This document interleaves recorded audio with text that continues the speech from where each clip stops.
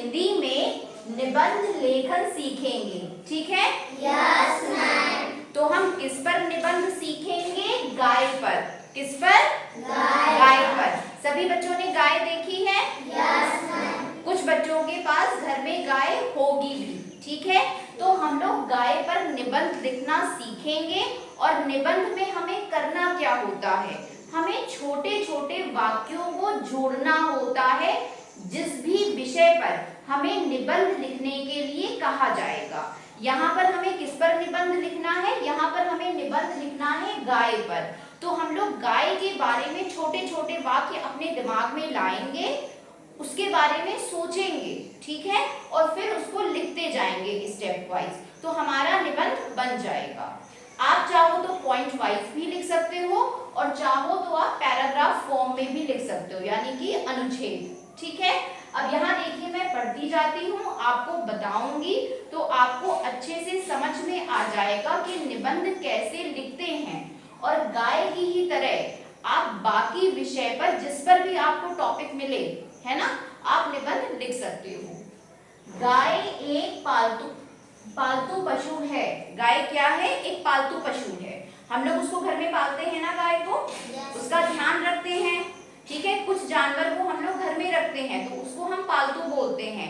कुछ जानवर जो थोड़े खतरनाक होते हैं वो जंगल में रहते हैं, ठीक है? तो उनको हम जंगली जानवर बोलते हैं। तो ये पालतू जानवर है। तो पहला वाक्य क्या हुआ? गाय एक पालतू पशु है। भारत में गाय की पूजा की जाती है। जो हमारा देश है यहाँ पर हम गाय की पूजा करते हैं, ठीक है? आपने देखा होगा बहुत लोग गाय की पूजा करते हैं, उसके अच्छे से देखभाल करते हैं, ठीक है? हिंदू लोग गाय को गौ माता कहकर पुकारते हैं। जो हिंदू लोग होते हैं वो गाय को गौ माता भी कहते हैं, क्योंकि हम लोग उसकी पूजा भी करते हैं, तो उसको हम लोग गौ माता भी कहकर पुकारते हैं। आप चाहो तो कोई और वाक्य भी लिख सकते हो गाय पे, अगर आप लिखना चाहो। हमारे देश में अनेक प्रकार के पालतू पशु हैं। हमारे देश में बहुत सारे पालतू पशु हैं, जैसे बकरी हो गई, है ना? और भी पालतू पशु होंगे। कुछ लोग बिल्ली पालते हैं अपने घर में, बैल हो गया, भैंस हो गई, ठीक है? तो बहुत लोग अलग अलग जानवर अपने घर में पालते हैं। तो गाय इनमें से सबसे अलग है, ठीक है? उसका अपना एक अलग महत्व है। इस वाक्य में यही लिखा हुआ है। हमारे देश में अनेक प्रकार के पालतू पशु हैं, जैसे भैंस, बैल, बकरी, घोड़ा आदि, ठीक है? परंतु गाय सबसे उपयोगी पशु है। देखिए लिखा है ना यहाँ पे, सबसे उपयोगी है, क्योंकि इससे हमें बहुत सारे फायदे होते हैं। गाय के 4 पैर। अब देखिए यहाँ पे गाय का डिस्क्रिप्शन दिया हुआ है कि गाय होती कैसी है, तो ये गाय के बारे में लिखा हुआ है। गाय के 4 पैर, 2 सींग, 2 कान, 2 आंखें तथा एक लंबी पूंछ होती है। सब बच्चों ने गाय देखी है? यस। तो गाय के 4 पैर हो गए, 2 सींग ऊपर निकली रहती है ना, पूंछ होती है उसकी, तो उसका ये डिस्क्रिप्शन है। 2 आंखें होती हैं। तो ऐसे आप करके पॉइंट वाइज भी लिख सकते हो, चाहे तो आप पैराग्राफ फॉर्म में लिख सकते हो। इसका रंग सफेद, काला तथा भूरा होता है। और गाय का रंग कैसा होता है? सफेद रंग की होती है, काले रंग की भी गाय होती है और भूरी भी होती है।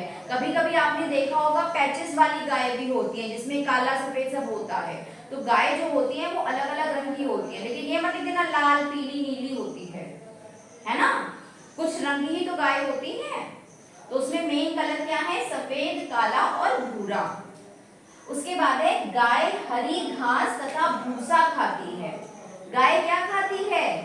हरी घास और भूसा, ठीक है? तो ये गाय जो है ये गाय का खाना है।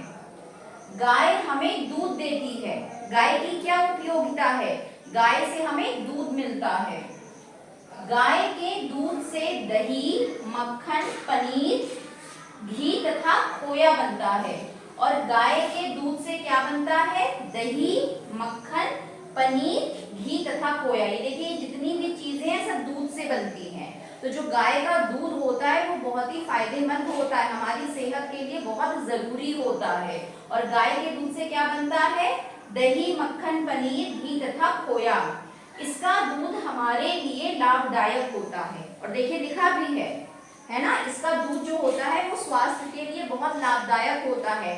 छोटे बच्चों को गाय का दूध ही दिया जाता है क्योंकि वो बहुत ज्यादा फायदा करता है। सब बच्चों को समझ में आया निबंध? ठीक है, किस प्रकार से निबंध लिखोगे? ऐसे कोई भी टॉपिक होगा उस पर आप इसी प्रकार से निबंध लिख सकते हो। जैसे मैं यहाँ बोल दूं आप हाथी पे निबंध लिखो, शेर पे लिखो, तो शेर में क्या होगा, पालतू की जगह जंगली जानवर हो जाएगा। शेर के बारे में लिखोगे कि वो जंगल में रहता है, वो क्या खाता है ना, वो किस तरह का दिखता है।